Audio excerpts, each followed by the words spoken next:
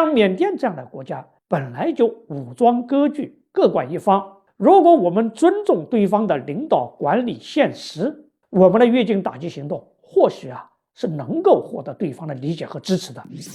最近，中国籍男演员王鑫在泰缅边境被骗之后获救一事，引起了人们的高度关注。好在王鑫还没有来得及被迫实施诈骗或遭受人身伤害，就已经获救了，这是不幸中的万幸。人们原来以为去年缅北4大家族覆灭之后，电诈危害就基本消停了，但没有想到，一直到现在，电诈活动依然猖獗。事实表明，4大家族虽然被铲除了，但缅甸并非只有缅北有电诈源，其他地方也有不少电诈集团。比如这次王鑫事件的妙瓦底这个地方，就是一个比较典型的电诈园区。妙瓦底属于缅甸东部的克伦邦，是缅甸第2大港口，与泰国梅措特区隔河相望。商贸和人员流动频繁，这里不但黄赌毒泛滥成灾，电诈活动也非常活跃，甚至比缅北地区更加猖狂。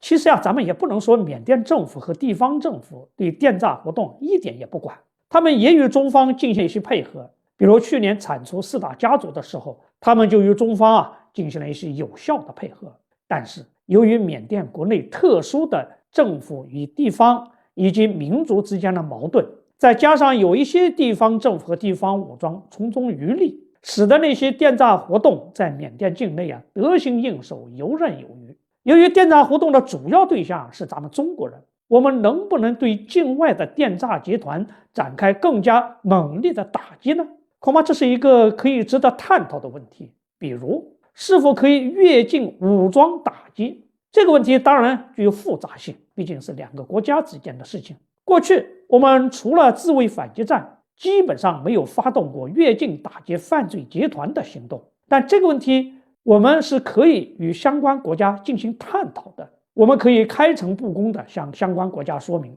我们尊重对方的领土主权，不会派兵驻扎对方国家，只越境打击犯罪集团，不对无关人员进行打击。越境打击完成之后，兵力立即返回国内等等。并且咱们还可以提醒对方，打击违法犯罪活动既有利于对方维持良好的经济生活秩序，也有利于维持中缅双方的友好合作关系。在越境执法性打击方面，我们可能要进一步解放思想，放开手脚。其实在国外，越境打击有多个先例，比如土耳其越境打击库尔德工人党武装等等，他们还是在没有被越境的国家允许的情况下采取的行动。像缅甸这样的国家本来就武装割据，各管一方。如果我们尊重对方的领导、管理、现实，我们的越境打击行动或许是能够获得对方的理解和支持的。重要的是，我们首先要在思想上来一个自我解放。